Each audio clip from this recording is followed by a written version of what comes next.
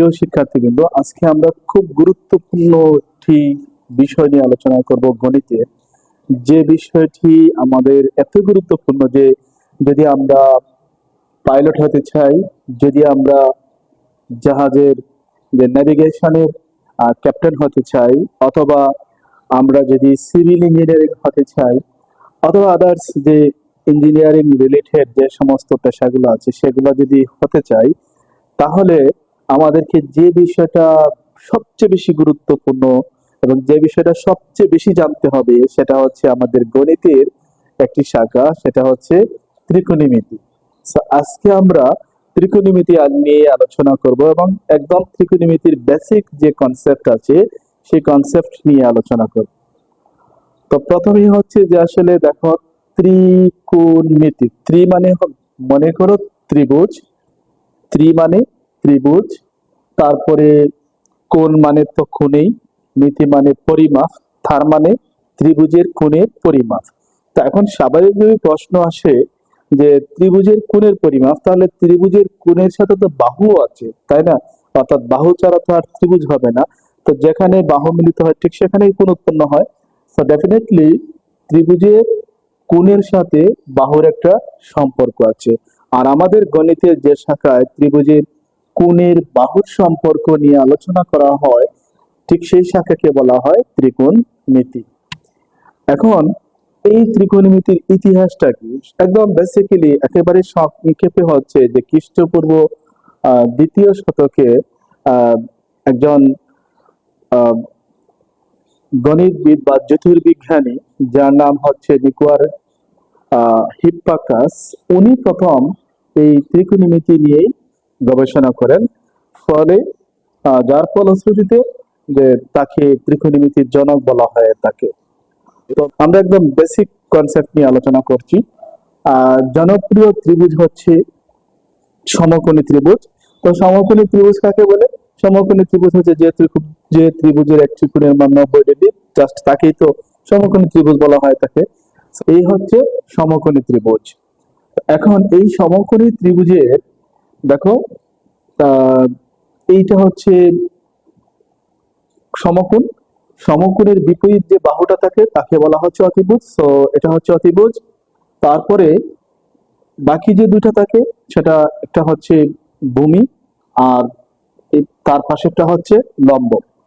তো এই হচ্ছে সমকোণী ত্রিভুজ। এখন এখন এই যে সমকোণী ত্রিভুজের যে বাহু আছে তিনটা, সেই তিনটা বাহুকে মূলত 6টা অনুপাতে ভাগ করা যায়। দ্যাট ইজ, সমকোণী ত্রিভুজের তিনটা বাহু 6টা অনুপাতে বিভক্ত। কি কি অনুপাতগুলো? দেখো, অনুপাতগুলো আমরা একটা ইন্টারেস্টিং ওয়ার্ডে শিখবো, সেটা হচ্ছে, মনে করি আমি সমকোণী ত্রিভুজে আহ, যে বাহুগুলো আছে তার প্রথম যে অনুপাতটা ধরে নিলাম আমি লতি।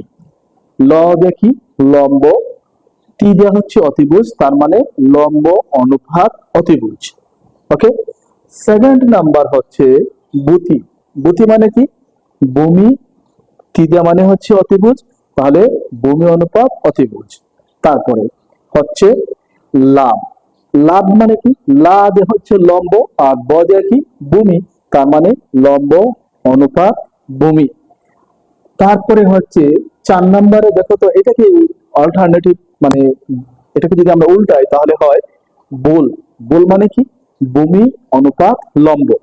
দেন তারপরে হচ্ছে অবুজ। অবুজ মানে কি? অবুজ মানে অদে হচ্ছে অতিভুজ, তারপরে বুঝ দেওয়া হচ্ছে ভূমি, তার মানে অতিভুজ অনুপাত ভূমি। একেবারে লাস্টেরটা হচ্ছে অল। অল মানে কি? অতিভুজ অনুপাত লম্ব। এই হচ্ছে এই সমকোণী ত্রিভুজের 6টি অনুপাত। এখন এই সমকোণী ত্রিভুজের তিনটা বাহুকে যে 6টা অনুপাতে বিভক্ত করা যায়, সেই অনুপাত গুলাকে প্রকাশ করা হয় গ্রিক একটি শব্দ দ্বারা। দ্যাট ইজ, প্রথম যে অনুপাতটা আছে লম্ব অনুপাত অতিভুজ, এটাকে প্রকাশ করা হয় ত্রিকোণমিতিক শব্দ, ল্যাটিন শব্দ সাইন দ্বারা। যেহেতু কোণের সাথে সম্পর্ক, সো আমরা বলতে পারি এটা সাইন থিটা। তারপরে হচ্ছে বুতি। বুতিকে প্রকাশ করা হয় কস থিটা দ্বারা, দ্যাট ইজ ভূমি অনুপাত অতিভুজকে প্রকাশ করা হয় কস থিটা দ্বারা। লাভ, দ্যাট ইজ লম্ব অনুপাত ভূমি, এটাকে প্রকাশ করা হয় ট্যান থিটা দ্বারা। তারপরে হচ্ছে ভূমি অনুপাত লম্ব, যেটাকে প্রকাশ করা হয় কট থিটা দ্বারা। তারপরে হচ্ছে অতিভুজ অনুপাত ভূমি, যেটাকে প্রকাশ করা হয় সেক থিটা দ্বারা। তারপরে হচ্ছে আহ অতিভুজ অনুপাত লম্ব, যেটাকে প্রকাশ করা হয় কোসেক থিটা দ্বারা। জাস্ট এইভাবেই ত্রিকোণমিতিক 6টি অনুপাতের আবির্ভাব ঘটেছে। সো এই হচ্ছে ত্রিকোণমিতিক অনুপাত। তাহলে আমাদেরকে যদি প্রশ্ন করা হয় ত্রিকোণমিতিক অনুপাত কয়টা, তাহলে 6টা। কি কি? Sine theta, cos theta, tan theta, cot theta, sec theta, cosec theta. এখন এগুলোর সাথে ত্রিভুজের কি সম্পর্ক?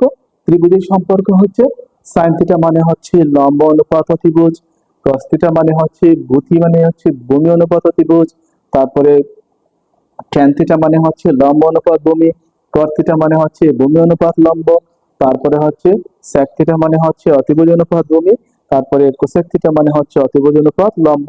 জাস্ট ত্রিকোণমিতিক এই হচ্ছে 6টি অনুপাত। So, এবার আমরা দেখব এই যে অনুপাতগুলা, এই অনুপাতগুলোর মধ্যেই তাদের নিজেদের মধ্যে আবার একটা সম্পর্ক আছে। অর্থাৎ তাদের যে 6টি অনুপাত আছে তারা জনের সাথে আরেক জনের একটা সম্পর্ক আছে। সেই সম্পর্কটা নিয়ে এখন আমরা দেখব, দ্যাট ইজ আমরা যেটাকে বলি ত্রিকোণমিতিক সূত্র। আমরাও এই সূত্রগুলা মুখস্থ করব না, আমরা কখনোই মুখস্থতে যাব না, আমরা বুঝে বুঝে পড়বো। দেখো প্রথমেই আমরা যে ত্রিকোণমিতিক 6টি অনুপাত বলছি, একজনের সাথে একজনের সম্পর্ক আছে, তো সেই সম্পর্কটা অর্থাৎ ত্রিকোণমিতিক সূত্রগুলো নিয়ে এখন আমরা আলোচনা করব। প্রথম, সাপোজ মনে করো এই এই যে এইটা একটা আমরা একটা এরকম একটা ষড়ভুজ আঁকবো যার 6টা বাহু আছে। মাঝখানে আমি একটা বৃত্তের ভিতরে 1 লিখলাম। জাস্ট এটাকে মনে রাখার বিষয়, মনে রাখার জন্য আমি বলছি। আমাদের ত্রিকোণমিতিক সূত্রগুলো মনে থাকে না, কিন্তু এখন দেখবা এই পদ্ধতি পড়লে পরে তোমার সারা জীবন মনে থাকবে, কখনোই তুমি ভুলবা না। একটা ষড়ভুজ, আমরা ওই কোণাতে লিখবো, ষড়ভুজের প্রথম কোণা লিখবো সাইন থিটা, এই কোণাতে লিখবো কস থিটা, তারপরে ওই পাশে লিখবো ট্যান থিটা, এখানে লিখবো কট থিটা, নিচের যে কোণা আছে সেই কোণাতে লিখবো সেক থিটা, তারপরে এই কোণাতে লিখবো কোসেক থিটা। মাঝখানে বৃত্তের ভিতরে কি লিখেছি? 1। এবার দেখো তো, যদি আমি কোণায় কোণায় এরকম একটা তীর চিহ্ন দিই, একটা রেখা আঁকি, তাহলে কি হয়? সাইন থিটা উপরে কি আছে? 1, নিচে কি? Cosec theta. তার মানে কি দাঁড়ালো? সাইন থিটা সমান 1/কোসেক থিটা। ঠিক একই রকম ভাবে দেখো তো এই পাশে কি? Cos theta. তাহলে মাঝখানে কি? 1, নিচে কি? Sec theta. তার মানে কি দাঁড়ালো? কস থিটা সমান 1/সেক থিটা। এবার এই পাশে আসো, ট্যান। তারপর দেখো তো ট্যান থিটা সমান কি হয়? মাঝখানে কি? 1, নিচে কি? কট। তার মানে ট্যান থিটা সমান কি দাঁড়ালো? 1/কট থিটা। একইভাবে অল্টারনেটিভ ওয়েতে কট থিটা সমান এদিকে গেলে 1/ট্যান থিটা। ঠিক নিচের দিকে তাকাও, সেক। তাহলে উপর দিকে উঠবে এখন, সেক থিটা সমান কি দাঁড়ালো? 1/কস থিটা। এবার এই পাশে আসো, কোসেক থিটা। তাহলে এদিকে যাব, তাহলে কি হলো? কোসেক থিটা সমান হচ্ছে 1/সাইন থিটা। এই হচ্ছে তাদের নিজেদের মধ্যে সম্পর্ক। এছাড়াও ট্যান থিটা এবং কট থিটার আরো দুটি ফর্মুলা আছে। মনে করো ট্যান থিটা এবং কট থিটা দুজন বন্ধু, তাহলে সাইন থিটা এবং কস থিটার বাড়িতে তারা বেড়াতে যাবে। তাহলে প্রথম ট্যান থিটা যখন যাত্রা শুরু করলো, প্রথমে কার সাথে দেখা হলো? সাইন থিটার সাথে। তারপরে কার বাসাতে যাবে সে? কস থিটার বাসায়। তাহলে ট্যান থিটা সমান কি লেখা যায়? Sine theta by cos theta. Okay. এবার কট থিটা, যখন কট থিটা রওনা শুরু করে, প্রথমে কার বাসা যাবে? কস থিটা, তারপরে সাইন থিটা। তার মানে কট থিটা সমান cos theta by sine theta. Okay. তারপরে দেখো তো আরো 3টা সূত্র আছে এখান থেকে, sine square theta plus cos square theta. ভিতরে কি আছে? 1। তার মানে sine square theta plus cos square theta সমান হচ্ছে 1। তারপরে সেক স্কোয়ার থিটা, তার পাশে কি আছে? 10। তাহলে এটা আবার মাইনাস হবে, অর্থাৎ sec square theta minus tan square theta সমান হচ্ছে কত? 1।